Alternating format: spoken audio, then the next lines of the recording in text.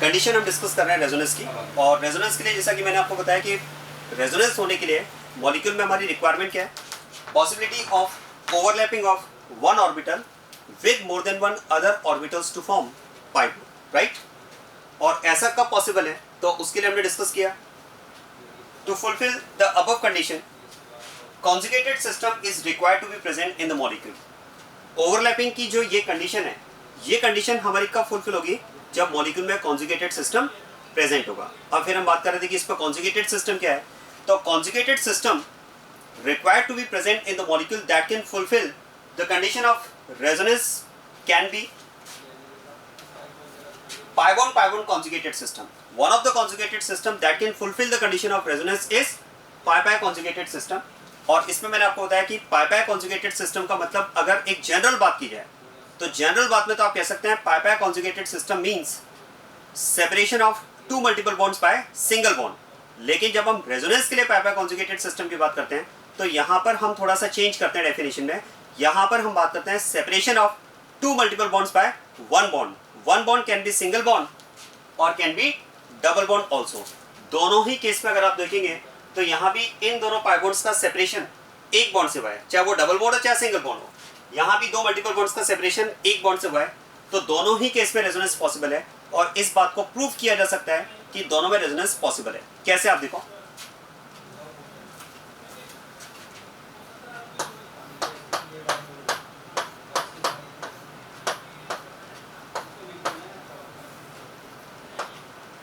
देखो इस केस में रेजोनेंस है। आई थिंक यहाँ तो किसी को कोई डाउट होता ही नहीं है, क्योंकि यहाँ तो दो मल्टीपल बॉन्ड के बीच में सिंगल बॉन्ड नजर आ रहा है। मेन पॉइंट हमें ये समझना होगा कि इस केस में भी रेजोनेंस होगा, जबकि यहाँ पर अगर बात की जाए तो पाई बॉन्ड्स तो कंटिन्यूएशन में, कोई बात नहीं, पाई बॉन्ड्स कंटिन्यूएशन में, लेकिन मैं कह सकता हूँ कि इन दो पाई बॉन्ड्स का सेपरेशन यहाँ भी एक बॉन्ड से हुआ है, और बीच में अगर यहाँ पर ये मल्टीपल बॉन्ड है तो इससे हमारे रेजोनेंस के होने पर इफेक्ट नहीं आएगा। कैसे, आप देखो, पहले इसकी बात करते हैं। देखो इस मॉलिक्यूल में अगर मैं कार्बन एटम्स की बात करता हूं तो all these 4 carbon atoms are sp2 hybridised. इन 4 कार्बन की अगर बात की जाए तो सभी कार्बन यहां पर sp2 हाइब्रिडाइज्ड हैं। अब आप देखो कार्बन एटम्स अगर यहां पर ये sp2 हाइब्रिडाइज्ड हैं तो फिर तो हम बात कर सकते हैं all of these carbon atoms will have unhybridised p orbital. sp2 carbon के पास एक अनहाइब्रिडाइज्ड p ऑर्बिटल अवेलेबल होगा। इसका मतलब अगर इन 4 कार्बन एटम्स की बात की जाए तो इन सभी कार्बन के पास p ऑर्बिटल अवेलेबल है।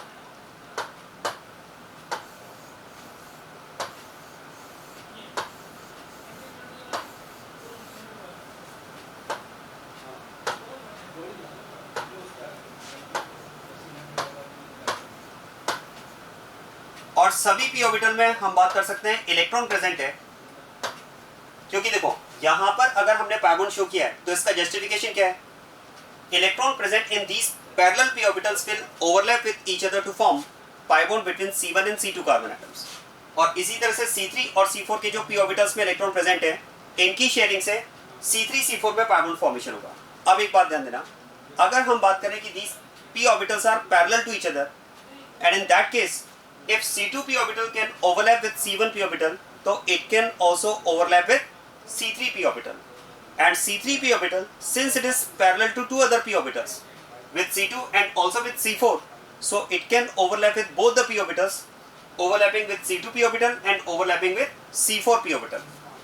अब आप देखो, जैसा कि मैंने आपसे कहा कि जब हम रेजोनेटिंग स्ट्रक्चर्स बनाते हैं तो रेजोनेटिंग स्ट्रक्चर्स बनाते टाइम हम पॉसिबिलिटी का एक्सट्रीम लेते हैं। अब एक्सट्रीम क्या हो सकता है, ध्यान देना। देखो एक तो एक्सट्रीम कंडीशन ये हो सकती है कि C2 p ऑर्बिटल जो है वो 100% C1 के साथ ओवरलैप करे और C3 p ऑर्बिटल 100% C4 के साथ ओवरलैप करे, तो कंप्लीट पाई बॉन्ड हम यहाँ शो करेंगे और कंप्लीट पाई बॉन्ड हम यहाँ शो करेंगे, और उस केस में आपको ये स्ट्रक्चर मिलेगा। एक सेकेंड एक्सट्रीम कंडीशन आप ये ले सकते हैं कि C2 p ऑर्बिटल जो है वो 100% C3 के साथ ओवरलैप करे। उस केस में C1 p ऑर्बिटल और C4 p ऑर्बिटल की ओवरलैपिंग 0 कंसिडर होगी।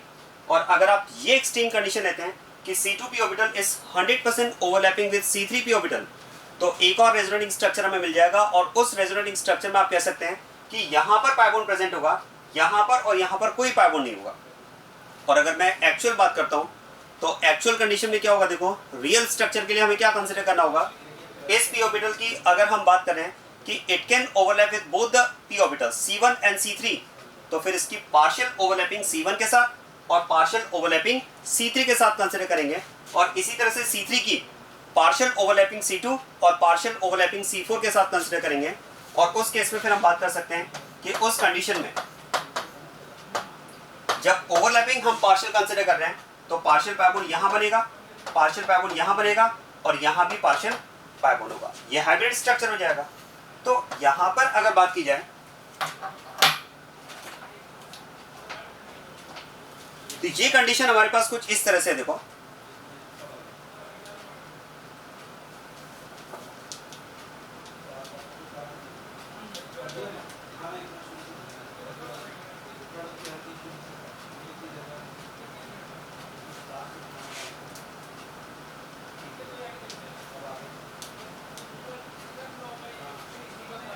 इस तरह से कंडीशन है।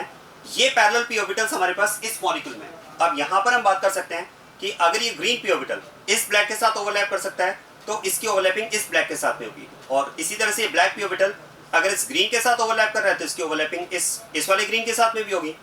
मतलब यहां पर हम कह सकते हैं, देखो in this conjugated system where there is separation of two pivots by one bond, there is possibility of overlapping of one orbital with more than one other orbitals.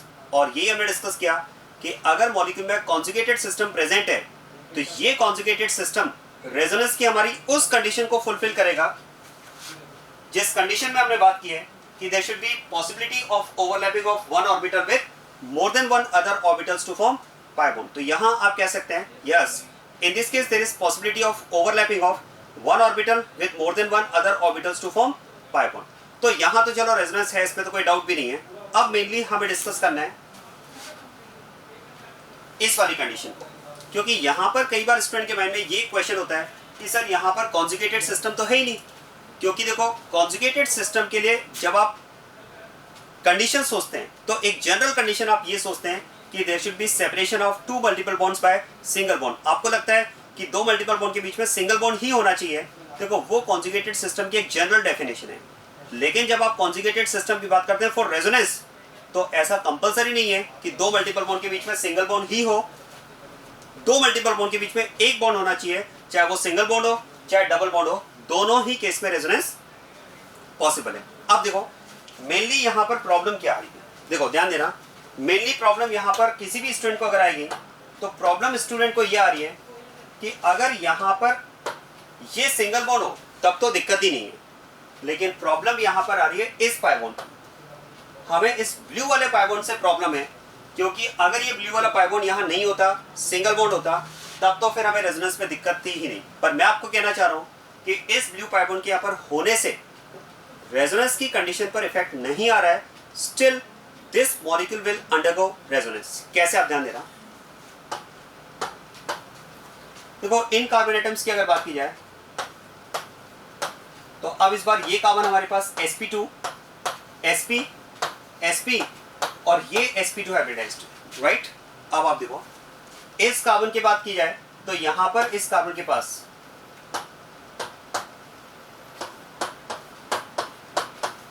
ध्यान देना, इस कार्बन के पास अगर हम बात करें तो इसके पास एक अनहाइब्रिडाइज्ड p ऑर्बिटल होगा।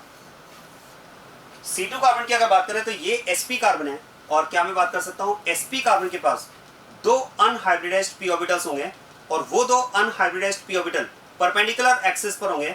मान लेते हैं एक x एक्सिस पर है तो दूसरा y पर होगा, या z पर हो सकता है, x y z in three में से आप कोई भी दो एक्सिस ले सकते हैं उन p ऑर्बिटल्स के लिए जो इस कार्बन के पास अवेलेबल है। अब आप ध्यान देना, तो फिर इस कार्बन के पास मान लेते हैं एक p ऑर्बिटल तो ये है, और दूसरा p ऑर्बिटल इस वाले p ऑर्बिटल के परपेंडिकुलर एक्सिस पर होगा।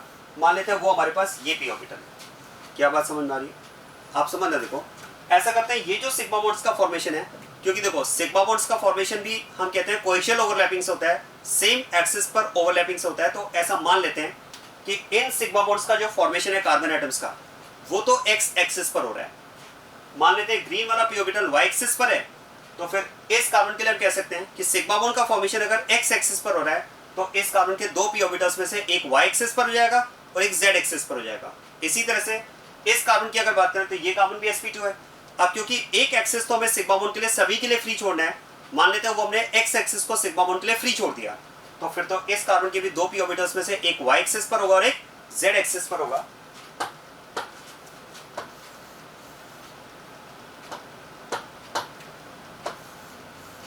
और फिर ये कार्बन sp2 हाइब्रिडाइज्ड है, मान लेते हैं इसका जो p ऑर्बिटल है वो इस तरह से y एक्सिस पर, ये कंडीशन हमारे पास है। अब जरा आप ध्यान देना, देखो यहां पर अगर हम बात करें तो C1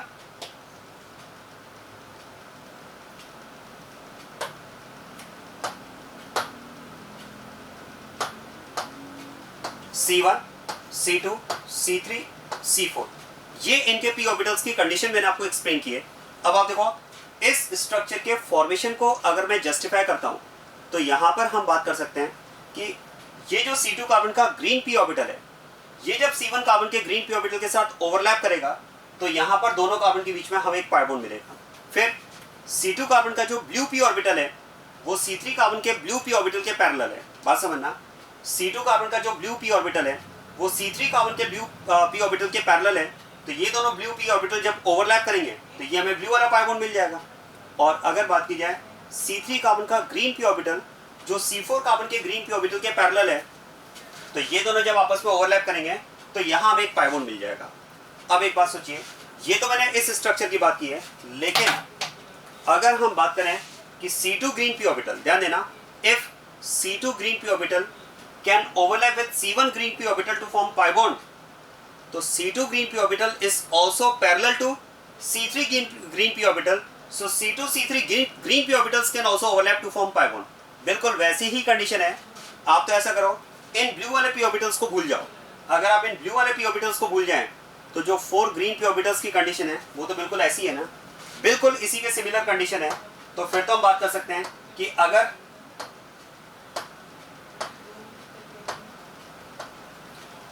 C2 green p orbital C1 के साथ ओवरलैप कर सकता है तो फिर तो ये C3 ग्रीन के साथ भी ओवरलैप कर सकता है।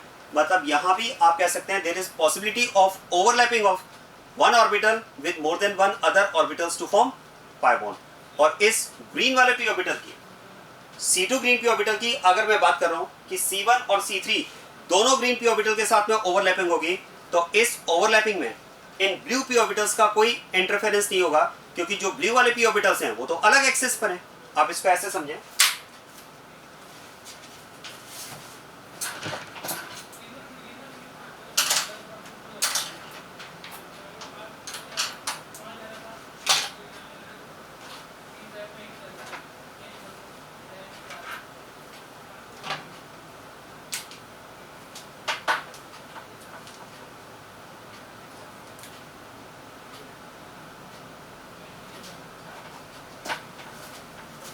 आप ध्यान देना, ये तो मान लेते हैं हमारे पास 4 ग्रीन p ऑर्बिटल्स हैं और ये 4 ग्रीन p ऑर्बिटल्स की कंडीशन तो बिल्कुल वैसी है जैसी यहां पर है इस केस में।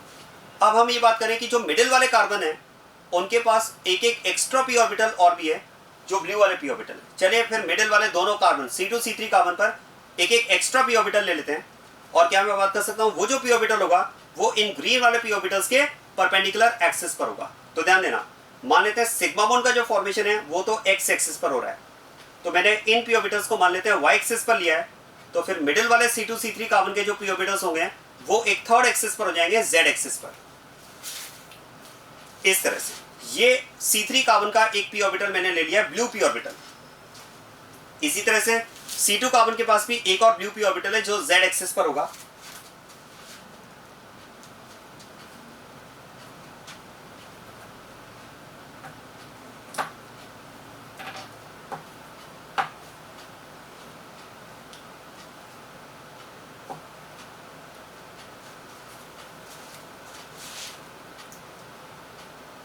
ये कंडीशन है। इस तरह से हम बात कर सकते हैं, ये यहां पर इस कंपाउंड में पाई बॉन्ड्स का फॉर्मेशन है। ध्यान देना, देखो C2 ग्रीन जब C1 रेड के साथ ओवरलैप करेगा तो C1 C2 के बीच में एक पाई बॉन्ड बनेगा। C2 ब्लू जब C3 ब्लू के साथ ओवरलैप करेगा तो पाई बॉन्ड बन जाएगा C2 C3 के बीच में, और C3 ग्रीन जब C4 रेड के साथ ओवरलैप करेगा तो एक पाई बॉन्ड बनेगा। ये तो स्ट्रक्चर का फॉर्मेशन मैंने आपको एक्सप्लेन किया है।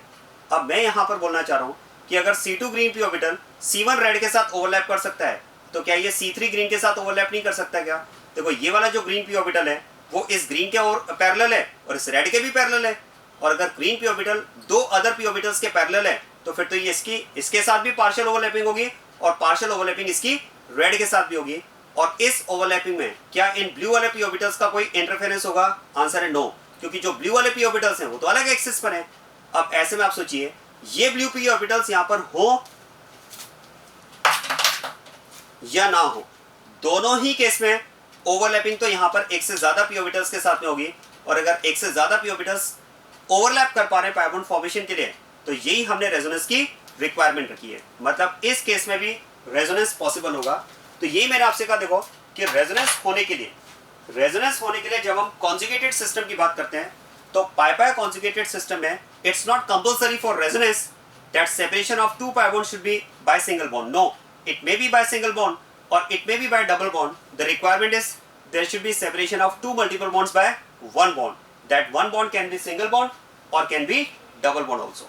अब मैं आपको बताता हूं इस केस में हाइब्रिड स्ट्रक्चर कैसे बनेगा। आप ध्यान देना, देखो यहां पर अगर हाइब्रिड स्ट्रक्चर की बात की जाए तो C2 green pea orbital partially C1 green और पार्शियली C3 ग्रीन के साथ ओवरलैप करेगा, तो फिर तो यहां पर हम बात कर सकते हैं कि पार्शियल पाई बॉन्ड यहां बनेगा और पार्शियल पाई बॉन्ड यहां भी बनेगा, और क्या मैं कह सकता हूं C2 ब्लू पी ऑर्बिटल जो है वो C3 ब्लू के साथ ओवरलैप करेगा, और क्या यहां पर ब्लू पी ऑर्बिटल की एक से ज्यादा पी के साथ ओवरलैपिंग है क्या? आंसर है नो। यहां पर अगर आप देखेंगे तो ये blue pea orbital C3 blue के साथ 100% ओवरलैपिंग कर रहा है, तो इसका मतलब ये हुआ कि जो ब्लू पाई बॉन्ड यहां पर बनेगा, ये ब्लू से मैं शो कर रहा हूं, यहाँ पर ब्लू पाई बॉन्ड मैंने शो किया है इन ब्लू वाले पी ऑर्बिटल्स की ओवरलैपिंग से, तो वो पाई बॉन्ड यहाँ पर 100% मुझे शो करना होगा, कंप्लीट पाई बॉन्ड शो करना होगा, क्योंकि यहाँ पर एक ऑर्बिटल दूसरे एक ही ऑर्बिटल के साथ 100% ओवरलैपिंग कर रहा है, तो कंप्लीट पाई बॉन्ड। लेकिन क्या मैं कह सकता हूँ ये ग्रीन पार्शियली अगर C1 के साथ ओवरलैप कर रहा है तो पार्शियली C3 के साथ भी ओवरलैप करेगा, तो फिर तो यहाँ पर एक पार्शियल पाई बॉन्ड और आएगा इन ग्रीन पी ऑर्बिटल्स की पार्शियल ओवरलैपिंग की वजह से। ध्यान देना, ये पार्शियली इसके साथ ओवरलैप करेगा तो पार्शियली इसके साथ भी ओवरलैप करेगा, वो एक पार्शियल पाई बॉन्ड मैंने शो किया है। और C3 पी ऑर्बिटल अगर पार्शियली C2 के साथ ओवरलैप कर रहा है तो पार्शियली C4 के साथ भी ओवरलैप करेगा, मतलब पार्शियल पाई बॉन्ड यहां भी आएगा। ये इस मॉलिक्यूल का हाइब्रिड स्ट्रक्चर हो जाएगा। So this is one of the conjugated system that will fulfil the condition of resonance. And what is the condition of resonance, या कहा जाए कि condition of mesomeric effect, it is overlapping of one orbital with more than one other orbitals to form pi bond। ये एक पहला conjugated system मैंने आपको explain किया। तो फर्स्ट कॉन्जुगेटेड सिस्टम मैंने आपको एक्सप्लेन किया pi conjugated system, pi bond in conjugated system. अब इसके बाद में सेकंड कॉन्जुगेटेड सिस्टम की बात करते हैं, और सेकंड कॉन्जुगेटेड सिस्टम में हमारे पास कंडीशन है पाई बॉन्ड पॉजिटिव चार्ज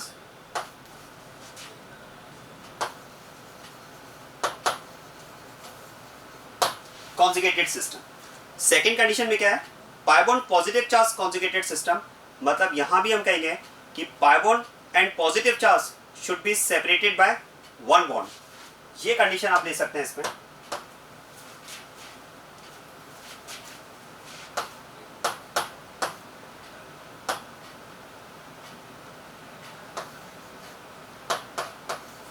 इस केस में हम बात कर सकते हैं कि यहां पर पॉजिटिव चार्ज और पाई बॉन्ड कॉन्जुगेटेड सिस्टम है।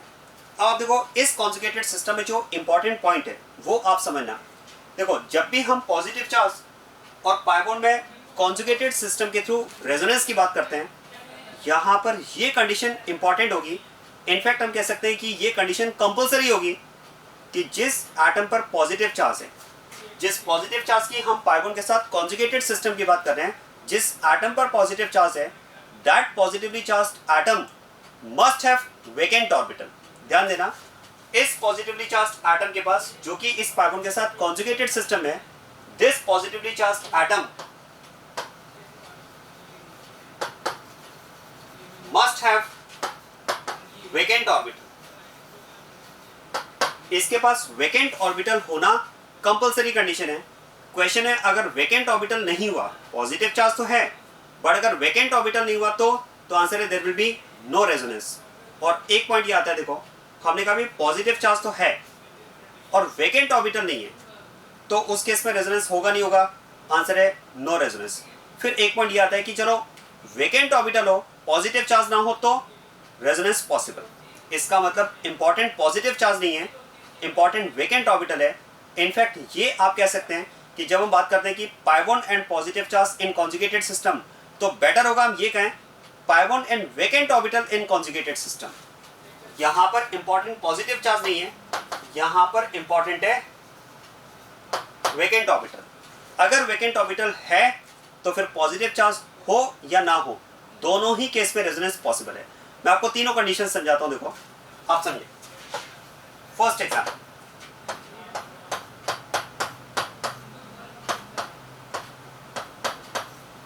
इस केस में अगर बात की जाए तो रेजोनेंस पॉसिबल और नॉट। देखो pi bond and positive charge conjugated system है।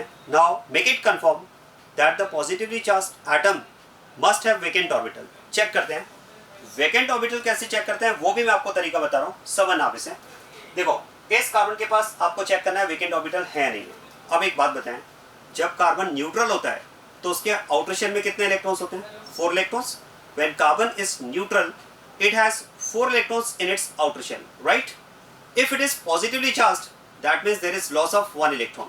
अगर कार्बन न्यूट्रल है तो आउटर शेल में 4 इलेक्ट्रॉन्स होंगे, लेकिन अगर कार्बन पॉजिटिव है तो 1 इलेक्ट्रॉन का लॉस हुआ। अब इसके पास 3 इलेक्ट्रॉन्स हैं, तो 3 इलेक्ट्रॉन्स के साथ में मैक्सिमम कितने बॉन्ड बना सकता है? 3 बॉन्ड बना सकता है, और वो 3 बॉन्ड यहाँ पर हैं। इस कार्बन की अगर बात की जाए तो जो maximum 3 bond positively charge carbon बना सकता है वो यहाँ पर है, और 3 बॉन्ड फॉर्मेशन के बाद में टोटल इलेक्ट्रॉन्स कितने होंगे? 6। 3 बॉन्ड्स का मतलब टोटल इलेक्ट्रॉन्स कितने हो गए? 6 इलेक्ट्रॉन हो गए। अब कार्बन की अगर बात की जाए तो carbon is element of second period, and second period element can have maximum 8 electrons, 2s2p। Second period element में मैक्सिमम इलेक्ट्रॉन कितने फिल हो सकते हैं? 8 इलेक्ट्रॉन फिल हो सकते हैं। अगर इस कार्बन के पास 6 इलेक्ट्रॉन है, मतलब यहाँ पर 2 इलेक्ट्रॉन्स की वैकेंसी है, तो आप कह सकते हैं yes this positively charged carbon is having vacant orbital. और अगर इसके पास वेकेंट ऑर्बिटल है तो फिर तो यहां पर हम रेजोनेंस की बात करेंगे। यस दिस कार्बेटाइन मॉलिक्यूल विल अंडरगो रेजोनेंस, इसमें रेजोनेंस पॉसिबल है। चलिए सेकंड एग्जांपल लेते हैं।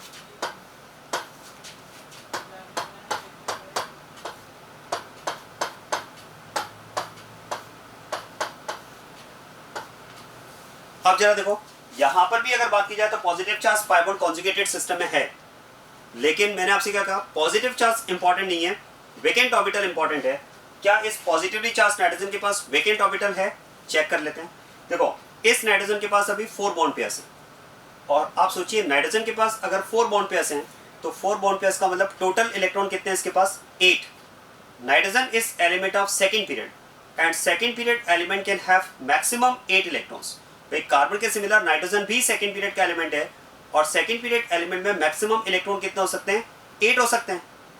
और अगर मैक्सिमम इलेक्ट्रॉन 8 हो सकते हैं तो फिर तो हम बात करेंगे कि यहाँ पर नाइट्रोजन के पास अभी इस कंडीशन में 8 इलेक्ट्रॉन्स हैं, और अगर 8 इलेक्ट्रॉन्स है मतलब देयर इज नो वैकेंसी। और अगर वैकेंसी नहीं है, अगर इसके पास वेकेंट ऑर्बिटल नहीं है, तो फिर तो although pi bond and positive charge are in conjugated system, but still resonance is not possible in this molecule, और you can say mesomeric effect is not possible in this molecule, क्योंकि यहाँ पर इसके पास वेकेंट ऑर्बिटल नहीं है।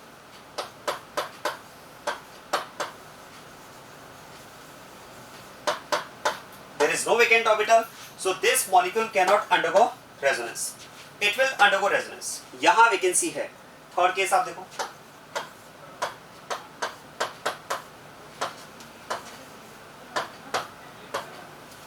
यहां पर अगर बात की जाए तो इस केस में ये एलिमेंट मैंने लिया है बोरॉन। अब ये आप जानते हैं बोरॉन में आउटर शेल में कितने इलेक्ट्रॉन्स होंगे? 3 इलेक्ट्रॉन्स, 2s2p1। बोरॉन के आउटर शेल में 3 इलेक्ट्रॉन्स हैं, और ये न्यूट्रल है तो 3 इलेक्ट्रॉन्स इसके पास होंगे।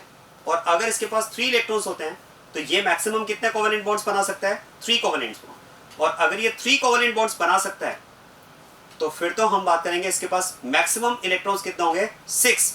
और बोरॉन के पास अगर मैक्सिमम 6 इलेक्ट्रॉन है, क्योंकि 3 बॉन्ड फॉर्मेशन इसने किया है, तो 6 इलेक्ट्रॉन अगर इसके पास है तो boron is also an element of second period, and second period element can have maximum 8 electrons. मतलब यहां पर आप कह सकते हैं इसके पास 2 इलेक्ट्रॉन्स की वैकेंसी है, और अगर इसके पास 2 इलेक्ट्रॉन्स की वैकेंसी है, वेकेंट ऑर्बिटल अगर है, तो although there is no positive charge on boron, although there is no positive charge on boron, but due to presence of vacant orbital, this molecule will also undergo resonance. यहाँ पर resonance होगा. यहाँ पर हम mesomeric effect की बात करेंगे. तो क्योंकि इसके पास vacant orbital है, तो फिर इस केस में mesomeric effect resonance possible है. क्या बात समझ में आ रही है? इसका मतलब देखो, इन एग्जाम्पल के बाद में अब आपको ये बात तो क्लियर होना चाहिए कि जो सेकंड कॉन्जुगेटेड सिस्टम, हम कॉन्जुगेटेड सिस्टम बी की बात कर रहे हैं, वहां पर अगर बात की जाए तो पॉजिटिव चार्ज इंपॉर्टेंट नहीं है, वैकेंट ऑर्बिटल इंपॉर्टेंट है. whenever pi bond is in conjugation with vacant orbital, whenever pi bond is in conjugation with the atom having vacant orbital, there will be resonance whether there is positive charge available or not. ये बात clear. Third conjugated system की बात करते हैं.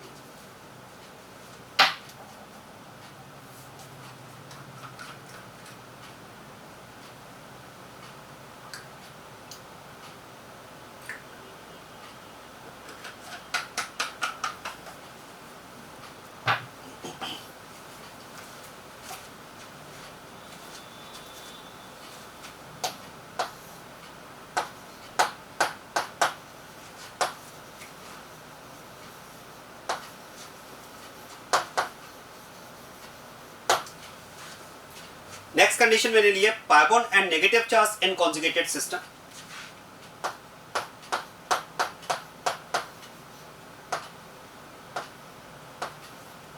जैसे ये condition अगर आपके पास है, यहां पर हम बात कर सकते हैं. देखो कि अगर pi bond और नेगेटिव चार्ज कॉन्जुगेटेड सिस्टम है, जो नेगेटिवली चार्ज एटम G है, मैं उसके पास लोन पेयर की अवेलेबिलिटी की बात कर रहा हूं. This G is having lone pair with negative charge, तो यहां पर भी रेजोनेंस होगा. इस केस में भी रेजोनेंस पॉसिबल है. It is also one of the conjugated system that will fulfil the condition of resonance.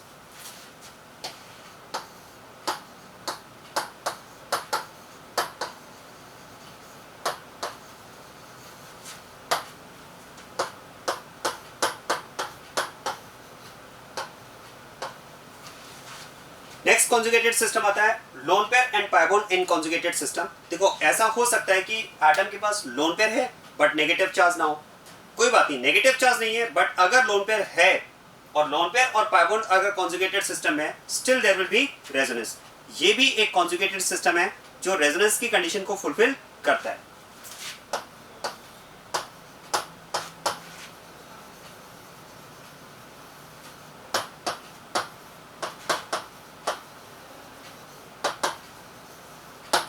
Next आता है pi bond and unpaired electron in conjugated system.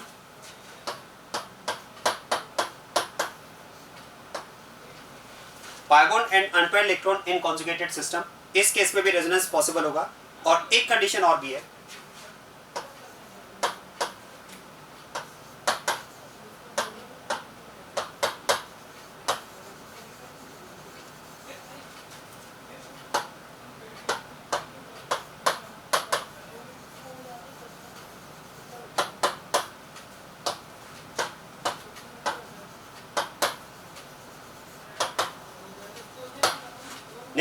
Next condition इसमें loan pair and positive charge in conjugated system. और यहां पर फिर से मैं वही बात करूंगा. देखो पॉजिटिव चार्ज इंपॉर्टेंट नहीं है, वेकेंट ऑर्बिटल इंपॉर्टेंट है. जैसे आप देखो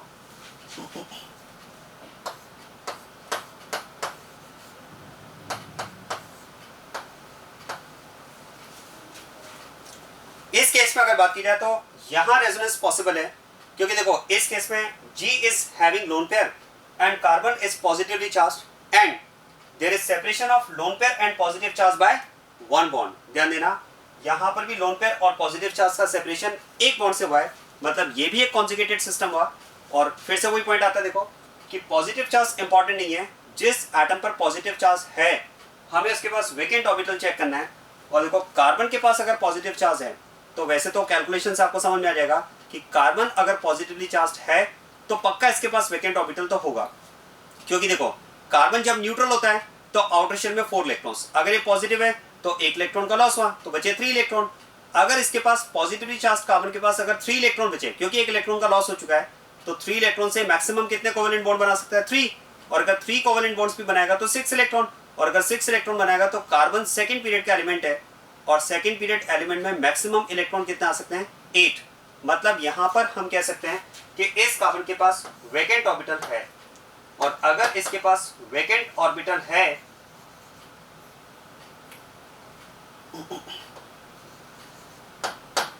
तो फिर तो वेकेंट ऑर्बिटल और लोन पेयर अगर कॉन्जुगेटेड सिस्टम में है तो यहां भी रेजोनेंस होगा। तो वास्तव में देखो रेजोनेंस के लिए मैंने आपको टोटल 6 कॉन्जुगेटेड सिस्टम की बात बताई। 6 कॉन्जुगेटेड सिस्टम को मैं रिपीट कर देता हूं। One of the conjugated system is pi conjugated system. One of the conjugated system is pi conjugated system. Second is pi positive charge conjugated system जहां पर इंपॉर्टेंट है vacant orbital. Third is pi bond and negative charge in conjugated system, pi bond and lone pair in conjugated system, pi bond and unpaired electron in conjugated system, and lone pair and positive charge again vacant orbital is necessary condition in conjugated system। और आप ध्यान देना, देखो इन 6 conjugated system में usually students को 5 conjugated system तो पता होते हैं। यूजुअली स्टूडेंट्स को इनमें से 5 conjugated system तो पता होते हैं जो फर्स्ट 5 हैं, जिसमें आप देखो फर्स्ट 5 में एक सिमिलरिटी आप देखो, फर्स्ट 5 में हर जगह पे अगर आप देखोगे तो पाई बॉन्ड कॉन्जुगेटेड सिस्टम में है। जैसे देखो pi bond in conjugation with pi bond, pi bond in conjugation with positive charge, pi bond in conjugation with negative charge, pi bond in conjugation with loan pair and pi bond in conjugation with unpaired electron. यहां तक के conjugated system usually सभी student को पता होते हैं। आप जो मिस्टेक करते हैं वो मोस्टली लास्ट वाले केस में मिस्टेक करते हैं, इस वाले केस को मोस्टली स्टूडेंट भूल ही जाते हैं। तो ये आप याद रखिएगा, इंपॉर्टेंट है, इसे भूलना नहीं है। Lone pair in conjugation with positive charge या lone pair in conjugation with vacant orbital, वहां पर भी रेजोनेंस होगा।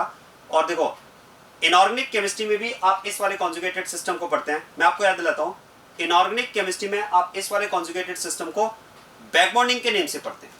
आप याद करें, आपने पढ़ा होगा इस तरह से, बैकबॉन्डिंग की कंडीशन आपने पढ़ी होगी कि लोन पेयर और वैकेंसी अगर है, लोन पेयर और वेकेंट ऑर्बिटल अगर एडजेसेंट एटम पर है तो वहां पर हम बैकबॉन्डिंग की बात करते हैं। तो ये वो बैकबॉन्डिंग वाला ही तो केस हुआ। तो इसको आप याद रखिएगा, यहां पर हमने इसके लिए टर्म यूज की है रेजोनेंस। क्लियर हो रही बात ये? तो ये आपके पास कंडीशन है। अब आप देखो, अगर आप ध्यान देंगे तो यहां पर इन कॉन्जुगेटेड सिस्टम्स में,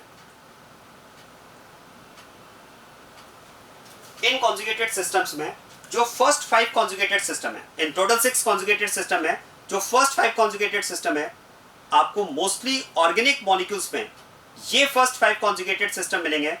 पाई bond in conjugation with pi bond, pi bond in conjugation with negative charge, pi bond in conjugation with positive charge, pi bond in conjugation with loan pair and pi bond in conjugation with unpaired electron. ये 5 conjugated system आपको mostly मिलेंगे organic molecules में। और इसी के लिए हम term भी यूज करते हैं मीजोमेरिक इफेक्ट। इसी के लिए टर्म मीजोमेरिक इफेक्ट भी हम यूज करते हैं। क्लियर हो रही बात है? तो ये हमारे पास हो गया टोटल कॉन्जुगेटेड सिस्टम, जिसके थ्रू हम ये चेक कर सकते हैं कि मॉलिक्यूल में रेजोनेंस होगा या नहीं होगा। क्या बात क्लियर है? अब एक क्वेश्चन ट्राई करते हैं। देखो उस क्वेश्चन में आपको मैं कुछ मॉलिक्यूल्स दे रहा हूं, उन मॉलिक्यूल्स को देखकर आपको बताना है कि कौन कौन से मॉलिक्यूल्स में रेजोनेंस पॉसिबल है।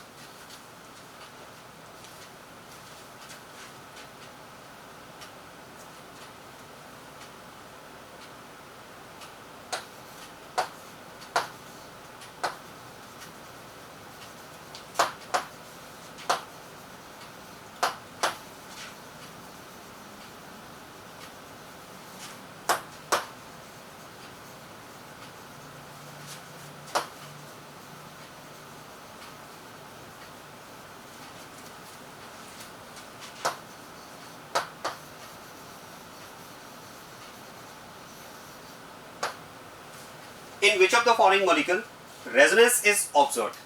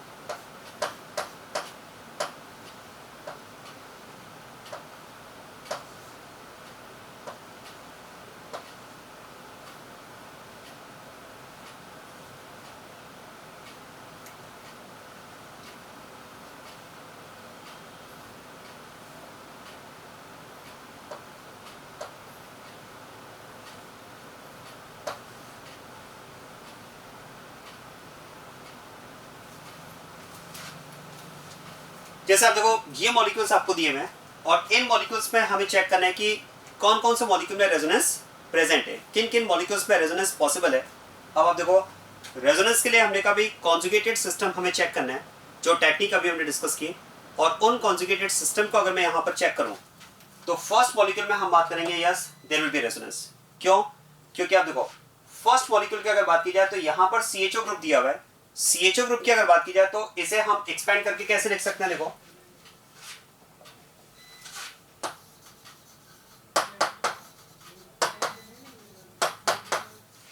ये CHO ग्रुप की कंडीशन है और यहां पर हम बात कर सकते हैं these pi pi bonds are in conjugated system and due to conjugated system there will be resonance. तो इस तरह से कॉन्जुगेटेड सिस्टम हम चेक करके बता सकते हैं कि कौन से मॉलिक्यूल में रेजोनेंस होगा और कौन से मॉलिक्यूल में रेजोनेंस नहीं होगा। अब देखो ये एक क्वेश्चन मैंने आपको बताया तरीका किस तरह से आप करेंगे। इन क्वेश्चंस को आप ट्राई करना, इन क्वेश्चंस के आंसर मैं आगे डिस्कस करूंगा, ठीक है। एक बार आप ट्राई करना ताकि आपको समझ में आए। जो कॉन्जुगेटेड सिस्टम मैंने आपको एक्सप्लेन किए उन कॉन्जुगेटेड सिस्टम को आप अच्छे से पढ़िए और फिर आप अप्लाई करके चेक करें कि कौन कौन से मॉलिक्यूल्स में रेजोनेंस पॉसिबल है। मैं एक और लिख देता हूं उसमें एग्जांपल, एक और क्वेश्चन लिख देता हूं उसमें।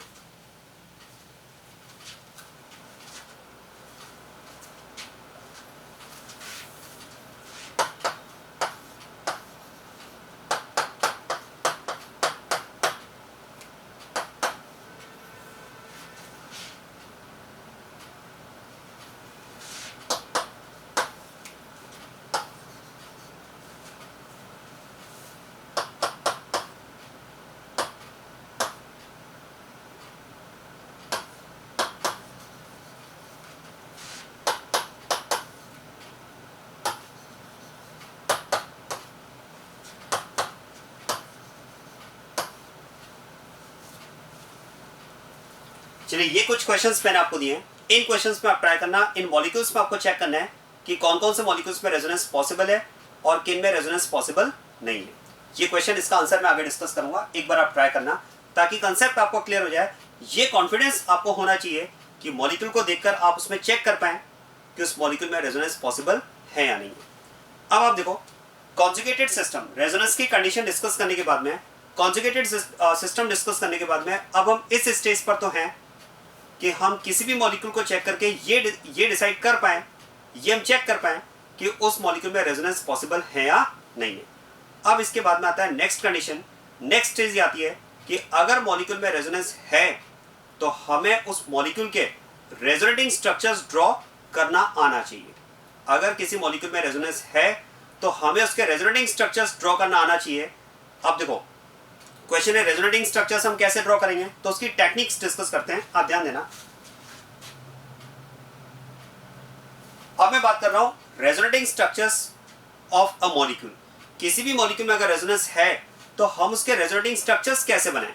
देखो एक बात तो, एक तरीका तो हमारे पास ये हो सकता है जो हमने बेंजीन पर अप्लाई किया। देखो एक तरीका तो ये हो सकता है कि आपको जो मॉलिक्यूल दिया हुआ है उसमें आप एटम्स के हाइब्रिडाइजेशन चेक करें, फिर आप ये चेक करें कि कौन कौन से एटम्स के पास p ऑर्बिटल की अवेलेबिलिटी है या कहा जाए ऐसे ऑर्बिटल्स की अवेलेबिलिटी है जो पाई बॉन्ड फॉर्मेशन में पार्टिसिपेट कर सकते हैं। फिर आप ये चेक करें कि which orbital is more than can overlap with more than one other orbitals to form pi bond. ये सब कुछ चेक करने के बाद में फिर जब आप वन बाय वन पॉसिबिलिटी का एक्सट्रीम लोगे तो आपको रेजोनेटिंग स्ट्रक्चर्स मिलेंगे। लेकिन आप देखो ये तो बहुत ही टाइम टेकिंग प्रोसेस होगा, हमें कोई शॉर्टकट मेथड चाहिए या ये कहा जाए कि हमें कुछ ऐसी टेक्निक्स चाहिए जिन टेक्निक्स को यूज करके हम मॉलिक्यूल के रेजोनेटिंग स्ट्रक्चर्स डायरेक्ट बना पाए। अब देखो उसके लिए बात समझिए, एक बात सोचिए, अगर आप एक मॉलिक्यूल के रेजोनेटिंग स्ट्रक्चर्स बनाते हैं तो क्या आप ये बता सकते हैं कि उन रेजोनेटिंग स्ट्रक्चर्स में डिफरेंस क्या होगा। क्या हम बात कर सकते हैं उन रेजोनेटिंग स्ट्रक्चर्स में पाई बॉन्ड्स की पोजीशन में डिफरेंस होगा, राइट। अगर आप एक मॉलिक्यूल के रेजोनेटिंग स्ट्रक्चर्स बनाएंगे तो उन रेजोनेटिंग स्ट्रक्चर्स में कहाँ पर डिफरेंस आएगा, पाई बॉन्ड्स की लोकेशन में डिफरेंस आएगा। ये बात समझ में आ रही है। अब आप इसका मतलब ये हुआ कि अगर और पाई बॉन्ड्स की लोकेशन में क्यों डिफरेंस आएगा, उसका रीजन समझ में आ रहा है ना। देखो कंसेप्ट तो यही है कि पाई बॉन्ड की लोकेशन में इसलिए डिफरेंस आ रहा है क्योंकि हम ऑर्बिटल्स की ओवरलैपिंग का कॉम्बिनेशन चेंज कर देते हैं। जैसे हमने बेंजीन में डिस्कस किया कि बेंजीन में this p orbital can overlap with this p orbital and can also overlap with this p orbital. तो हम क्या करते हैं, एक बार इसकी ओवरलैपिंग इसके साथ कंसीडर करते हैं तो हम पाई बॉन्ड यहाँ शो करते हैं, और जब हम इसकी ओवरलैपिंग इसके साथ कंसीडर करते हैं तो पाइबोन हम यहाँ शो करते हैं और ये हम बात करते हैं कि दीज आर रेजोनेटिंग स्ट्रक्चर्स। ऐसे ही हम बात करते हैं रेजोनेटिंग स्ट्रक्चर्स की इस तरह से। तो आप सोचिए इन रेजोनेटिंग स्ट्रक्चर्स में डिफरेंस क्या आ रहा है, पाइबोन की लोकेशन में डिफरेंस आ रहा है। इसका मतलब ये हुआ, देखो अब एक तरीका तो ये कि मैं इस तरीके से स्ट्रक्चर्स बनाऊं, लेकिन देखो इस तरीके से अगर हम रेजोनेटिंग स्ट्रक्चर्स बनाएंगे तो टाइम टेकिंग प्रोसेस होगा। मैं कुछ और टेक्निक्स डिस्कस करना चाह रहा हूं जिनकी हेल्प से हम डायरेक्ट रेजोनेटिंग स्ट्रक्चर ड्रॉ कर सकते हैं किसी भी मॉलिक्यूल के लिए। अब वो टेक्निक क्या है जरा ध्यान देना। देखो अगर आप सोचिए, अगर हमारे पास किसी भी मॉलिक्यूल का एक रेजोनेटिंग स्ट्रक्चर अवेलेबल हो, किसी भी मॉलिक्यूल का अगर हमारे पास एक रेजोनेटिंग स्ट्रक्चर अवेलेबल हो, तो हम उस अवेलेबल रेजोनेटिंग स्ट्रक्चर की हेल्प से उसके rest of the resonating structure आसानी से ड्रॉ कर सकते हैं। बात समझना, अगर हमारे पास किसी भी मॉलिक्यूल का एक रेजोनेटिंग स्ट्रक्चर अवेलेबल है तो हम उसकी हेल्प से उस मॉलिक्यूल के rest of the resonating structures आसानी से ड्रॉ कर सकते हैं। कैसे? हमें करना क्या है, जो हमारे पास अवेलेबल रेजोनेटिंग स्ट्रक्चर है हम उस स्ट्रक्चर में क्या करेंगे, पाइबोन की लोकेशन चेंज कर देंगे। अगर हमारे पास एक रेजोनेटिंग स्ट्रक्चर है तो हमें करना क्या है, हमें उस अवेलेबल रेजोनेटिंग स्ट्रक्चर में पाइबोन की लोकेशन को चेंज कर देना है। जैसे ही हम पाइबोन की लोकेशन को चेंज करेंगे हमें एक नया स्ट्रक्चर मिलेगा पाइबोन की न्यू लोकेशन के साथ में, और वही न्यू स्ट्रक्चर क्या होगा, प्रीवियस स्ट्रक्चर का, अवेलेबल स्ट्रक्चर का सेकेंड रेजोनेटिंग स्ट्रक्चर हो जाएगा। लेकिन मैंने आपसे कहा कि अगर हमारे पास एक रेजोनेटिंग स्ट्रक्चर अवेलेबल है और हम उसी की हेल्प से उसके अदर रेजोनेटिंग स्ट्रक्चर ड्रॉ कर सकते हैं, और इसके लिए मैंने आपसे कहा कि अवेलेबल स्ट्रक्चर में हम क्या करें, पाइबोन की लोकेशन को चेंज कर दें। लेकिन जब हम पाइबोन की लोकेशन को चेंज करेंगे, हम जब पाइबोन को एक न्यू लोकेशन पर शिफ्ट करेंगे, तो ऐसा नहीं है कि शिफ्टिंग हम रैंडमली कैसे भी कर देंगे। देखो शिफ्टिंग लॉजिकल होनी चाहिए। अब शिफ्टिंग लॉजिकल होनी चाहिए तो वो कैसे डिसाइड करेंगे, एक बात सोचिए, जब भी आप इलेक्ट्रॉन्स को किसी डायरेक्शन में शिफ्ट कर रहे हैं तो मैं चाहूंगा कि ये शिफ्टिंग लॉजिकल हो, और लॉजिकल शिफ्टिंग के लिए आप ध्यान रखें, जब भी आप पाइबोन को एक न्यू लोकेशन पर शिफ्ट कर रहे हैं, या कहा जाए कि अगर आपके पास शिफ्टिंग के लिए एक से ज़्यादा चॉइस है, मान लो अगर इसको आप ऐसे समझें कि एक पाइबोन आपके पास अवेलेबल है, अब आपके पास दो चॉइस है कि मैं इसे लेफ्ट साइड में शिफ्ट करूं या राइट साइड में शिफ्ट करूं, मैं इसे राइट साइड में शिफ्ट करूं या लेफ्ट साइड में शिफ्ट करूं। तो जब आप शिफ्टिंग की डायरेक्शन को डिसाइड करेंगे तो वो डायरेक्शन लॉजिकल होनी चाहिए, और उसके लिए देखो एक कंडीशन तो ये हो सकती है कि shifting of pi bond should be towards more electronegative atom. क्या ये बात समझ में आ रही है? Shifting of pi bond should be towards more electronegative atom. दूसरा हम कह सकते हैं shifting of pi bond should be towards deficiency, या कह सकते हैं shifting of pi bond should be towards vacancy. और एक कंडीशन ये हो सकती है shifting of pi electron should be away from the electrons dense site. बात समझना, मैं रिपीट करता हूं, जब आप पाइबोन को एक न्यू डायरेक्शन में शिफ्ट करेंगे और न्यू लोकेशन पर शिफ्ट करेंगे तो शिफ्टिंग के लिए आपको डायरेक्शन डिसाइड करनी होगी, और डायरेक्शन के लिए मैं आपको तीन कंडीशंस बता रहा हूं जो डेफिनेटली आपको हेल्प करेंगे शिफ्टिंग के लिए डायरेक्शन डिसाइड करने में। एक तो मैं बात करूंगा कि shifting of pi bond should be towards more electronegative atom. दूसरी condition shifting of pi bond should be towards vacancy, या कह सकते हैं shifting of pi bond should be towards deficiency. और थर्ड कंडीशन है shifting of pi bond should be away from the electron dense site. जिस side में electrons की डेंसिटी है, जहां पर जो साइड इलेक्ट्रॉन डेंस है उससे पाई इलेक्ट्रॉन की शिफ्टिंग अवे होना चाहिए।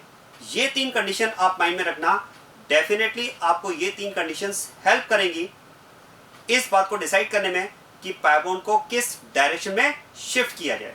बात समझे?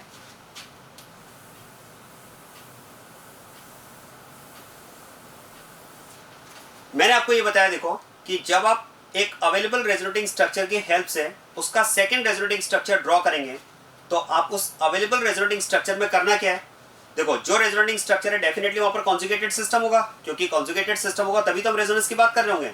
तो बस आप उस कॉन्जुगेटेड सिस्टम में क्या करोगे, पाइबोन को एक न्यू डायरेक्शन में शिफ्ट न्यू लोकेशन पर शिफ्ट करोगे, और जब आप कॉन्जुगेटेड सिस्टम में पाइबोन को एक न्यू लोकेशन पर शिफ्ट कर रहे हैं तो न्यू लोकेशन के लिए जब आप डायरेक्शन डिसाइड कर रहे हैं तो डायरेक्शन में आप ये 3 पॉइंट्स माइंड में रखें। Shifting of pi bond should be towards more electronegative atom, shifting of pi bond should be towards deficiency, और we can say it should be towards vacancy, मतलब जिस साइड वैकेंट ऑर्बिटल है उस साइड पाइबोन की shifting होना चाहिए। और थर्ड मैंने आपको बताया shifting of pi electron should be away from the electron dense site. ये बात समझ में आ गई।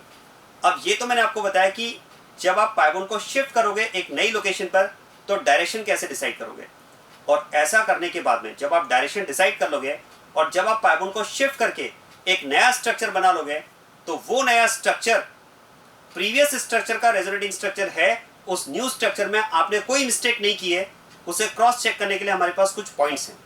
ध्यान देना, जब आप मॉलिक्यूल के लिए एक रेजोनेटिंग स्ट्रक्चर बनाओगे, एक अवेलेबल रेजोनेटिंग स्ट्रक्चर की हेल्प से एक नया रेजोनेटिंग स्ट्रक्चर बनाओगे, तो उस न्यू रेजोनेटिंग स्ट्रक्चर में आपने कोई मिस्टेक तो नहीं की है, उसे क्रॉस चेक करने के लिए हमारे पास कुछ पॉइंट्स हैं। वो पॉइंट्स मैं डिस्कस करता हूँ, फिर हम बात करेंगे how to draw resonating structure for a molecule. फिर मैं आपको उन पॉइंट्स को अप्लाई करके बताऊंगा, और जो डायरेक्शन डिसाइड करने के लिए 3 पॉइंट्स मैंने आपको बताया उसकी भी हम हेल्प लेंगे उसमें।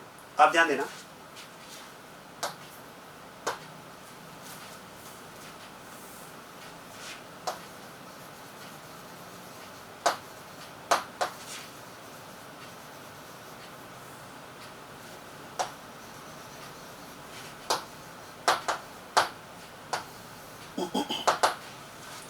बात करते हैं rules to draw resonating structures. देखो पहला पॉइंट, एक बात सोचिए, जब भी आप एक अवेलेबल रेजोनेटिंग स्ट्रक्चर की हेल्प से मॉलिक्यूल का सेकंड रेजोनेटिंग स्ट्रक्चर बना रहे हैं तो क्या मैं कह सकता हूं, positions of all the atoms in all resonating structure should be same.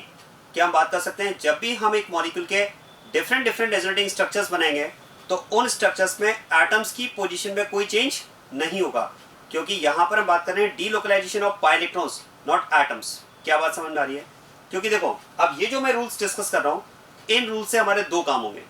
एक क्वेश्चन तो हमारा ये कवर होगा कि अगर हमें किसी भी मॉलिक्यूल के रेजोनेटिंग स्ट्रक्चर बनाने हैं तो वो हम कैसे बनाएं, और दूसरा क्वेश्चन आपका ये भी कवर होगा, ऐसे क्वेश्चंस भी आपको मिलेंगे कि आपको एक क्वेश्चन में दिया होगा which of the following resonating structure is not valid for the given molecule, या which of the following resonating structure is valid for the given molecule, और उसमें 4 ऑप्शन में आपको 4 स्ट्रक्चर दिए होंगे।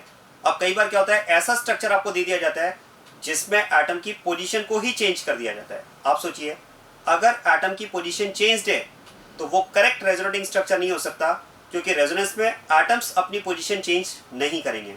आप सोचिए, हर एटम सिग्मा बॉन्ड के थ्रू तो पक्का बॉन्डेड होगा, और अगर सिग्मा बॉन्ड के थ्रू पक्का बॉन्डेड होगा तो सिग्मा बॉन्ड तो ब्रेक करना ही नहीं ना, सिग्मा इलेक्ट्रॉन्स का तो डीलोकलाइजेशन है ही नहीं इसमें, तो एटम की पोजीशन चेंज नहीं हो सकती। केवल और केवल चेंज किस में आएगा, इलेक्ट्रॉन्स की पोजीशन में चेंज आएगा, पाई इलेक्ट्रॉन्स की पोजीशन में चेंज आएगा। ये बात समझ में आ रही है? तो पहला पॉइंट, तो पहला रूल तो आप ये कह सकते हैं इसमें,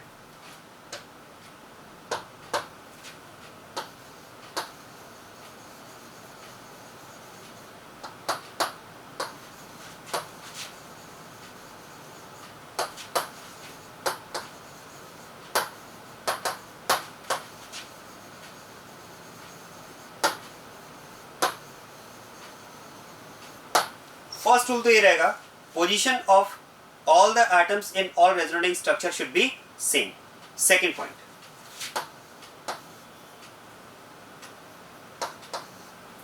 एक बात और देखो, बात करते हैं नेट चार्ज की।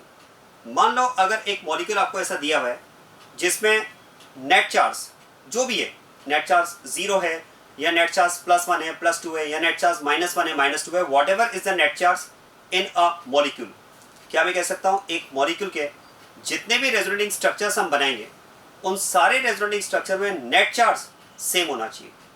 आप सोचिए, किसी भी रेजोनेटिंग स्ट्रक्चर में नेट चार्ज चेंज हो ही नहीं सकता, क्योंकि आप तो इस क्वेश्चन को ऐसे समझे, इस पॉइंट को आप ऐसे समझे। आपको क्या लगता है, resonance is it intramolecular phenomena और इंटरमोलिकुलर फिनोमिना? रेजोनेंस होने के लिए क्या एक मॉलिक्यूल किसी अदर मॉलिक्यूल से इंटरेक्ट करता है क्या, या रेजोनेंस जो होता है वो विद इन द मॉलिक्यूल होता है? तो resonance is with in the molecule. Resonance में एक मॉलिक्यूल का किसी दूसरे मॉलिक्यूल के साथ तो कोई इंटरेक्शन है नहीं, तो whatever is there in resonance it is in the molecule, मतलब इट इज इंट्रामोलिकुलर फिनोमिना। अब एक बात सोचिए, अगर रेजोनेंस इंट्रामोलिकुलर फिनोमिना है तो फिर तो रेजोनेंस में जो भी हो रहा है वो अगर विद इन द मॉलिक्यूल हो रहा है तो उस मॉलिक्यूल के नेट चार्ज में कोई चेंज नहीं आ सकता, क्योंकि देखो एक मॉलिक्यूल के नेट चार्ज में चेंज तो तब आ सकता है जब वो मॉलिक्यूल किसी अदर मॉलिक्यूल को, जब वो मॉलिक्यूल किसी अदर सोर्स को या अदर मॉलिक्यूल को इलेक्ट्रॉन डोनेट करे या अदर मॉलिक्यूल से इलेक्ट्रॉन एक्सेप्ट करे। जबकि हम बात कर रहे हैं कि एक मॉलिक्यूल का दूसरे मॉलिक्यूल के साथ तो कोई इंटरेक्शन है ही नहीं, रेजोनेंस में जो भी हो रहा है वो विद इन द मॉलिक्यूल हो रहा है, तो तो आप सोचिए अगर विद इन द मॉलिक्यूल, मान लो हमने कहा भाई जब हम रेजोनेटिंग स्ट्रक्चर बनाएंगे तो हम पाई बॉन्ड को एक न्यू लोकेशन पर शिफ्ट करेंगे। अब आप सोचिएगा अगर हमने पाई बॉन्ड को एक न्यू लोकेशन पर शिफ्ट किया और इससे अगर किसी एटम का इलेक्ट्रॉन का लॉस हुआ तो एक पॉइंट आता है कि लॉस होगा तो उस पर पॉजिटिव चार्ज आना चाहिए। तो फिर आप सोचिए इस पाई बॉन्ड को जब आप न्यू लोकेशन पर शिफ्ट करेंगे तो जिस लोकेशन पर आपने इसे शिफ्ट किया होगा वहां पर कोई एटम इन पाई इलेक्ट्रॉन्स को गेन भी तो कर रहा होगा। तो अगर एक एटम लूज कर रहा है जहां से आप शिफ्ट कर रहे हैं, वो एटम अगर पाई इलेक्ट्रॉन लूज कर रहा है तो जहां आपने शिफ्ट किया है डेफिनेटली वहां पर एटम पाई इलेक्ट्रॉन गेन भी कर रहा होगा। तो ये अगर पॉजिटिव बना है तो फिर वो नेगेटिव भी बनेगा, तो नेट चार्ज तो जीरो हो गया ना। तो इसका मतलब आप कह सकते हैं कि what ever is the net charge in a molecule, all resonating structure will have same net charge. तो नेट चार्ज की अगर बात की जाए तो it should remain same in all the resonating structure. अब आप सोचिए मान लो आपके पास मॉलिक्यूल का एक रेजोनेटिंग स्ट्रक्चर है और ऐसा मान लेते हैं कि उस रेजोनेटिंग स्ट्रक्चर में नेट चार्ज +1 है। तो जब आप उसका सेकंड रेजोनेटिंग स्ट्रक्चर बनाओगे तो make it confirm that the second resonating structure must have same net charge. अगर पहले स्ट्रक्चर में +1 चार्ज है तो दूसरे स्ट्रक्चर में भी नेट चार्ज +1 ही होना चाहिए। ये चेंज नहीं हो सकता, क्योंकि आप सोचिए मान लो अगर आप कहते हैं कि सर हमने दूसरा स्ट्रक्चर बनाया और उसमें तो नेट चार्ज 0 आ रहा है। अब एक स्ट्रक्चर में नेट चार्ज +1 है और दूसरे स्ट्रक्चर में नेट चार्ज 0 है, तो आप सोचिए किसी भी मॉलिक्यूल में नेट चार्ज +1 से 0 तो तब हो सकता है जब वो आउटसोर्स से इलेक्ट्रॉन गेन करे। तो क्या रेजोनेंस में मॉलिक्यूल किसी आउटसोर्स से इलेक्ट्रॉन गेन करेगा क्या? नो। या किसी आउटसोर्स को इलेक्ट्रॉन डोनेट करेगा क्या? नो। जो भी शिफ्टिंग है वो विद इन द मॉलिक्यूल है तो उसमें नेट चार्ज तो सेम ही रहेगा। तो इसका मतलब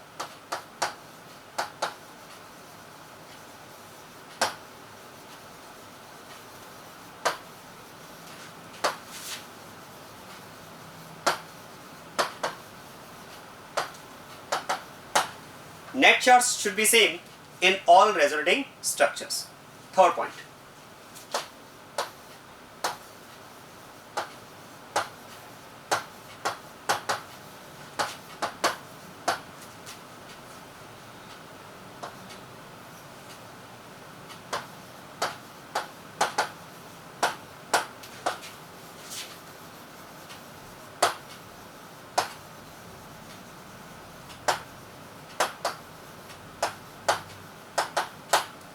जितने भी रेजोनेटिंग स्ट्रक्चर्स हम ड्रॉ करेंगे उनमें number of pi bond and number of lone pair, आप ध्यान देना, number of pi bond and number of lone pair,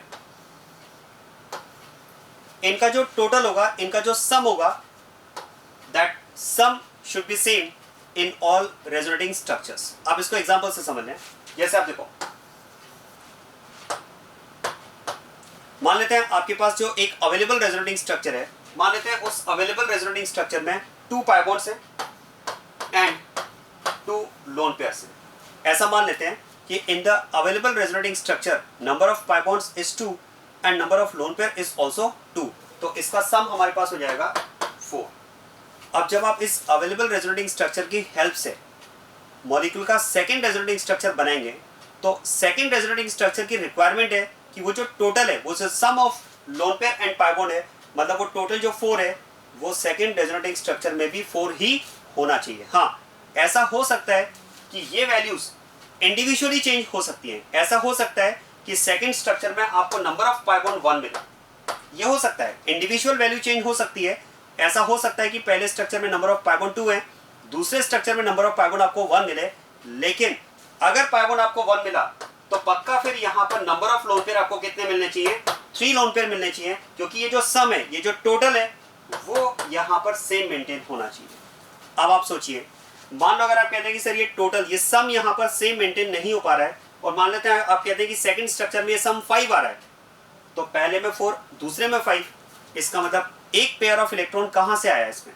भाई अगर इसमें एक पेयर ऑफ इलेक्ट्रॉन का डिफरेंस आ रहा है तो वो पेयर ऑफ इलेक्ट्रॉन एक्स्ट्रा आया कहाँ से? जब हम कह रहे हैं कि मॉलिक्यूल ना तो आउटसोर्स से इलेक्ट्रॉन गेन कर रहा है ना आउटसोर्स को इलेक्ट्रॉन डोनेट कर रहा है, whatever is there it is intramolecular, तो फिर तो pair of electron, total pair of electron तो सेम ही रहेगा ना। मतलब अगर बात की जाए तो sum of number of lone pair and number of pi bond should be same in all resonating structures. उसके बाद में नेक्स्ट पॉइंट,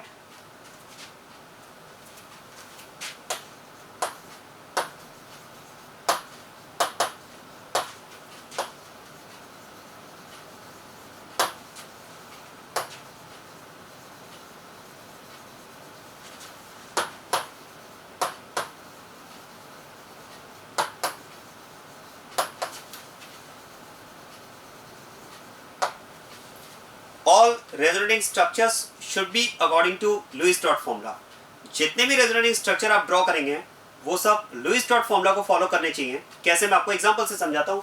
बहुत ही इंपॉर्टेंट पॉइंट है, आप समझना, इससे आप अपनी मिस्टेक्स को मिनिमाइज कर पाएंगे।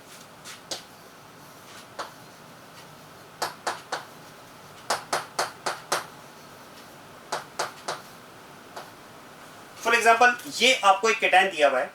अब इस केटायन में देखो, अगर मैं रेजोनेंस के लिए कॉन्जुगेटेड सिस्टम की बात करूं तो कॉन्जुगेटेड सिस्टम में हम कह सकते हैं pi bond and positive charge are in conjugated system.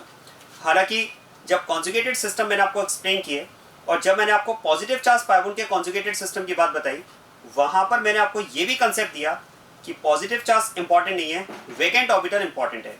तो वैसे तो अगर आप देखेंगे, अगर वो कंसेप्ट आपके माइंड में रहता है कि पॉजिटिव चार्ज के साथ साथ वेकेंट ऑर्बिटल होना जरूरी है, इनफैक्ट पॉजिटिव चार्ज हो ना हो वेकेंट ऑर्बिटल होना जरूरी है, तो आपको एकदम समझ में आ जाएगा कि इस मॉलिक्यूल में रेजोनेंस नहीं हो सकता। क्योंकि जरा देखो, इस पॉजिटिवली चार्ज नाइट्रोजन के पास कोई वेकेंट ऑर्बिटल नहीं है, इसकी 4 वैलेंसीज का मतलब इसके पास 8 इलेक्ट्रॉन्स हैं, और क्योंकि नाइट्रोजन सेकंड पीरियड का एलिमेंट है तो सेकंड पीरियड एलिमेंट में मैक्सिमम 8 इलेक्ट्रॉन्स ही पॉसिबल हैं, तो यहाँ पर एक्स्ट्रा इलेक्ट्रॉन ये अकोमोडेट नहीं कर सकता, तो फिर इसमें रेजोनेंस नहीं हो सकता। लेकिन चलो ऐसा मान लेते हैं कि आपके माइंड में केवल ये कॉन्जुगेटेड सिस्टम की बात माइंड में रही कि जब pi bond positive charge conjugated system है तो रेजोनेंस होगा। मान लेते हैं वो वेकेंट ऑर्बिटल वाली कंडीशन आपके माइंड में नहीं रही। ऐसा मान लेते हैं कि वेकेंट ऑर्बिटल वाली कंडीशन आपके माइंड से स्किप हो गई, बस आपको तो यही याद रहा कि पॉजिटिव चार्ज pi बॉन्ड अगर कॉन्जुगेटेड सिस्टम है तो रेजोनेंस होगा। तो चलो ऐसा करते हैं, अगर रेजोनेंस होगा तो बनाते हैं इसमें रेजोनेटिंग स्ट्रक्चर। अब रेजोनेटिंग स्ट्रक्चर बनाने के लिए मैंने आपसे क्या कहा कि आप कॉन्जुगेटेड सिस्टम में जो pi बॉन्ड प्रेजेंट है उसे एक न्यू लोकेशन पर शिफ्ट करोगे। और न्यू लोकेशन कैसे डिसाइड करोगे, डायरेक्शन कैसे डिसाइड करोगे? Shifting of electron should be towards vacancy, या कहा जाए shifting of electron should be towards deficiency, shifting of electron should be towards more electronegative atom, shifting of electron should be away from the electron dense site. तो फिर तो मैं कहूंगा कि मैं इस pi बॉन्ड को टुवर्ड्स डेफिशिएंसी शिफ्ट करना चाहूंगा, क्योंकि इस साइड मुझे पॉजिटिव चार्ज दिख रहा है, मतलब इस साइड मुझे डेफिशिएंसी नजर आ रही है। तो मैंने pi बॉन्ड को टुवर्ड्स डेफिशिएंसी शिफ्ट कर दिया है। और ऐसा करने के बाद में जब मैं इसका रेजोनेटिंग स्ट्रक्चर ड्रॉ करूंगा, तो मुझे इसका रेजोनेटिंग स्ट्रक्चर ये मिलेगा। देखो, इस कार्बन का pi इलेक्ट्रॉन शिफ्ट हुआ तो इस कार्बन का इलेक्ट्रॉन लॉस होने के साथ ये तो बना पॉजिटिव। पॉजिटिवली चार्ज एटम जब इलेक्ट्रॉन गेन करता है तो हो जाएगा न्यूट्रल। अब देखो, नेट चार्ज की जो मैं बात कर रहा था, यहाँ पर नेट चार्ज +1 है, इसमें भी नेट चार्ज मेरा मेंटेन हो रहा है +1। लेकिन एक बात सोचिए, हमने वेकेंट ऑर्बिटल की कंडीशन को भूलते हुए, जो वेकेंट ऑर्बिटल की नेसेसरी कंडीशन मैंने आपको बताई थी पॉजिटिव चार्ज कॉन्जुगेटेड सिस्टम में, मान लेते हैं हम वो कंडीशन भूल गए, वो कंडीशन हमसे स्किप हो गई, और अगर हमने ये स्ट्रक्चर बना भी दिया तो इस पॉइंट से आपको समझ में आ जाना चाहिए, पॉइंट नंबर 4 से, कि ये स्ट्रक्चर एक्सेप्टेबल नहीं है, because this structure is not according to Lewis dot formula. आप सोचिए, यहाँ पर नाइट्रोजन की कितनी वैलेंसीज कर दी हमने? 5 वैलेंसीज कर दी है। क्या नाइट्रोजन 5 बॉन्ड्स बना सकता है? क्या नाइट्रोजन के लिए 5 वैलेंसीज पॉसिबल है क्या? लुईस डॉट फॉर्मूला के अकॉर्डिंग एक एटम की जो मैक्सिमम वैलेंसी हो सकती है वही तो आप मेंटेन करोगे ना। नाइट्रोजन 5 बॉन्ड्स बना ही नहीं सकता। क्या क्लियर हो रही बात है? तो इसका मतलब ये स्ट्रक्चर लुईस डॉट फॉर्मूला के अकॉर्डिंग नहीं है, तो फिर तो ये रेजोनेटिंग स्ट्रक्चर एक्सेप्टेबल नहीं होगा। तो इससे भी, इस पॉइंट से भी आपको समझ में आ जाएगा कि आप यहाँ पर कुछ मिस्टेक कर रहे हैं। और अगर आपको ये कंसेप्ट माइंड में रहता है कि पॉजिटिव चार्ज इंपॉर्टेंट नहीं है, वेकेंट ऑर्बिटल इंपॉर्टेंट है, तो क्योंकि इसके पास वेकेंट ऑर्बिटल नहीं है तो इसमें आपको रेजोनेंस के बारे में सोचना ही नहीं था। क्लियर बात ये? एक लास्ट पॉइंट,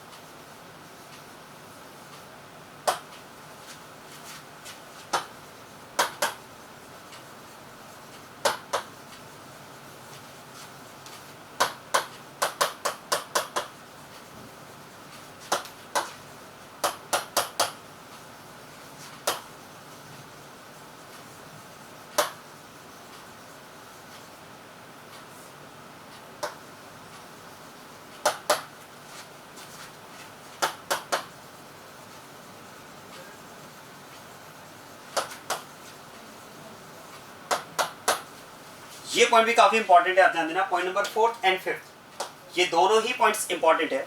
लास्ट पॉइंट पे आप देखो क्या कंडीशन है, those resonating structure should be avoided in which highly electronegative atom is positively charged with incomplete octet. आप ध्यान देना, हमें ऐसे रेजोनेटिंग स्ट्रक्चर्स को अवॉइड करना है जिसमें highly electronegative atom positively charged हो विद इनकम्प्लीट ऑक्टेट। मैं आपको एग्जांपल से समझाता हूं।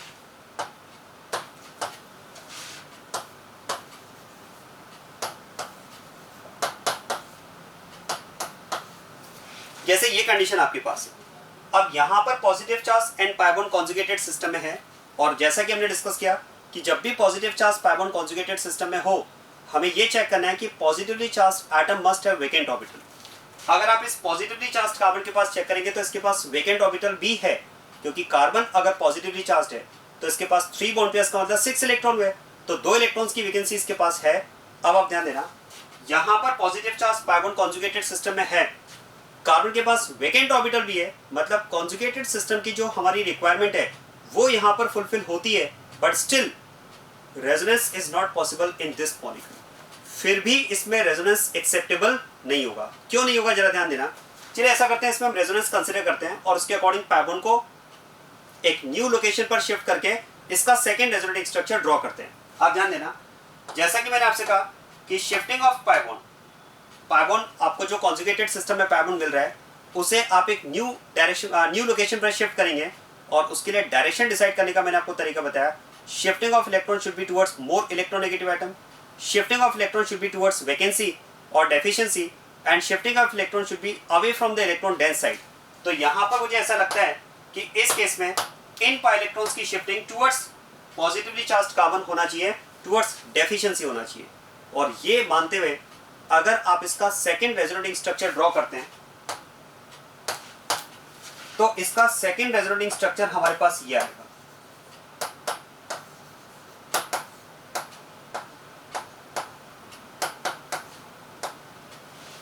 This carbon on gaining electron will become neutral and this oxygen on losing electron will become positively charged. अब आप देखो, ये आपको सेकंड रेजोनेटिंग स्ट्रक्चर मिलेगा, लेकिन आप ध्यान देना ये रेजोनेटिंग स्ट्रक्चर एक्सेप्टेबल नहीं है। क्यों एक्सेप्टेबल नहीं है? क्योंकि यहाँ पर ऑक्सीजन पॉजिटिवली चार्ज है। देखो आप ध्यान देना, मैं आपसे ये नहीं कह रहा हूँ कि ऑक्सीजन पर पॉजिटिव चार्ज एक्सेप्टेबल नहीं है। ऑक्सीजन पर पॉजिटिव चार्ज एक्सेप्टेबल है, लेकिन positive charge with incomplete octet acceptable नहीं है। यहां पर मैंने लिखा है positively charge with incomplete octet. यहां पर अगर आप देखोगे तो ऑक्सीजन पॉजिटिव चार्ज होने के साथ साथ इसका ऑक्टेट भी इनकम्प्लीट हो रहा है। अगर आप यहां पर चेक करेंगे तो यहां पर देखो ऑक्सीजन के पास 2 बॉन्ड पेयर और 2 लोन पेयर है, मतलब यहां पर ऑक्सीजन के पास कितने इलेक्ट्रॉन है? अगर यहां पर हम बात करें तो ऑक्सीजन के पास 8 इलेक्ट्रॉन्स है, और कार्बन 3 बॉन्ड पेयर्स के साथ में इसके पास कितने इलेक्ट्रॉन है? 6 इलेक्ट्रॉन है। जब आप ये शिफ्टिंग यहां पर कंसीडर कर रहे हैं तो इस शिफ्टिंग में समझ में आ रहा है क्या हो रहा है? Now carbon with 4 bond pairs is having 8 electrons. Carbon अब 4 बॉन्ड पेयर्स के साथ में इसके पास 8 इलेक्ट्रॉन्स हैं, लेकिन oxygen with 1 bond pair and 2 lone pairs is now having 6 electron. तो यहां पर क्या हो रहा है? Oxygen is highly electronegative atom, और ये यहां पर पॉजिटिव चार्ज के साथ साथ इसका ऑक्टेट भी क्या हो रहा है? इनकम्प्लीट हो रहा है। अब एक बात सोचिए, इसका मतलब तो अगर हम इसके अकॉर्डिंग ये स्ट्रक्चर बना रहे हैं तो फिर तो हम ये कहना चाह रहे हैं कि कार्बन अपना ऑक्टेट कंप्लीट करने के लिए क्या कर रहा है? ऑक्सीजन का ऑक्टेट इनकम्प्लीट कर रहा है। कार्बन में इतनी हिम्मत कब से हो गई कि वो अपना ऑक्टेट कंप्लीट करने के लिए ऑक्सीजन का ऑक्टेट इनकम्प्लीट करे? Not acceptable. बात समझना, ये एक्सेप्टेबल नहीं है। और वैसे भी आप सोचिए, देखो अगर मैं लॉजिकल बात करूं तो आगे हम ऐसी रिएक्शंस डिस्कस करेंगे। जब हम रिएक्शन मैकेनिज्म पार्ट 2 डिस्कस करेंगे तो आप देखिएगा आपको ऐसी बहुत सारी रिएक्शंस मिलेगी जिनमें इंटरमीडिएट के फॉर्म में कार्बोकेटायन बनता है। ऐसे कार्बोकेटायंस का फॉर्मेशन ड्यूरिंग द रिएक्शन होता है, लेकिन आप देखिएगा ऐसी रिएक्शंस हमारे पास अवेलेबल नहीं है। जितनी भी रिएक्शंस हम सिलेबस में डिस्कस करेंगे right from first to last, आप देखिएगा ऐसी कोई भी रिएक्शन हम डिस्कस नहीं कर रहे होंगे जहां पर मैं ऐसे किसी इंटरमीडिएट की बात करूं जिसमें ऑक्सीजन पर हमें पॉजिटिव चार्ज मिले इनकम्प्लीट ऑक्टेट के साथ में। ऐसे केटायन का फॉर्मेशन ही पॉसिबल नहीं हो पाता है, क्योंकि ऐसा केटायन हाईली अनस्टेबल होता है। आप सोचिए ऑक्सीजन जिस पर पॉजिटिव चार्ज है और ऑक्टेट भी अगर इनकम्प्लीट है तो वो तो हाईली अनस्टेबल मॉलिक्यूल होगा। ऐसे मॉलिक्यूल का formation during the reaction possible ही नहीं हो पाता है, क्योंकि ऐसे मॉलिक्यूल के लिए बहुत ज़्यादा एनर्जी की रिक्वायरमेंट होती है जो ड्यूरिंग द रिएक्शन सप्लाई नहीं हो पाती है। तो हम जब रिएक्शंस डिस्कस करेंगे तो आप देखिएगा फर्स्ट रिएक्शन से लास्ट रिएक्शन तक हमारे सिलेबस में ऐसी कोई रिएक्शन नहीं होगी जहां पर हम ऑक्सीजन पर पॉजिटिव चार्ज की बात करें इनकम्प्लीट ऑक्टेट के साथ में। ध्यान देना, मैं ये नहीं कह रहा हूं कि ऑक्सीजन पर पॉजिटिव चार्ज नहीं आ सकता, ऑक्सीजन पर पॉजिटिव चार्ज आ सकता है। वेल नोन एग्जांपल है hydronium ion, well known example है हाइड्रोनियम आयन, आ सकता है ऑक्सीजन पर पॉजिटिव चार्ज, लेकिन आप चेक करो कि पॉजिटिव चार्ज तो है लेकिन ऑक्टेट इनकम्प्लीट नहीं है, ऑक्टेट कंप्लीट है। अगर आप इसके पास चेक करोगे तो इस ऑक्सीजन के पास 3 बॉन्ड पेयर्स और एक लोन पेयर है, तो 8 इलेक्ट्रॉन्स कंप्लीट है। मैं कह रहा हूं पॉजिटिव चार्ज की प्रॉब्लम नहीं है, positive charge with incomplete octet की प्रॉब्लम है जो यहां पर है। तो ऐसे मॉलिक्यूल का formation during the reaction possible ही नहीं हो पाता है, तो ऐसा स्ट्रक्चर फिर एक्सेप्टेबल नहीं हो सकता। इसका मतलब हमें उन स्ट्रक्चर्स को अवॉइड करना है जिनमें हाईली इलेक्ट्रोनेगेटिव एटम पर पॉजिटिव चार्ज हो इनकम्प्लीट ऑक्टेट के साथ। और अगर हमें ऐसे स्ट्रक्चर को अवॉइड करना है तो फिर तो अगर ये स्ट्रक्चर इसके लिए एक्सेप्टेबल नहीं है तो फिर हम इस मॉलिक्यूल में रेजोनेंस की बात नहीं कर पाएंगे। ध्यान रखिएगा, क्वेश्चन करते टाइम बहुत ज़्यादा स्टूडेंट इस बात में मिस्टेक करते हैं कि स्टूडेंट इसमें रेजोनेंस कंसिडर करते हुए इस क्वेश्चन को सॉल्व करते हैं, जबकि आप ध्यान देना यहाँ पर रेजोनेंस पॉसिबल नहीं है। और जब भी आप इसमें रेजोनेंस कंसिडर करोगे मैं आपको इसी से यह बात याद दिलाऊंगा कि अगर आपने इसमें रेजोनेंस कंसिडर किया है मतलब आप ये कहना चाह रहे हैं कि कार्बन अपना ऑक्टेट कंप्लीट करने के लिए ऑक्सीजन का ऑक्टेट इनकम्प्लीट कर रहा है और कार्बन में इतनी हिम्मत तो नहीं है कि वो अपना ऑक्टेट कंप्लीट करने के लिए ऑक्सीजन का ऑक्टेट इनकम्प्लीट करे। बस इसी बात से मैं आपको ये बात याद दिलाऊंगा कि इस कॉन्जुगेटेड सिस्टम में रेजोनेंस एक्सेप्टेबल नहीं होगा। तो ये कुछ पॉइंट्स हैं जो मैंने आपको एक्सप्लेन किए।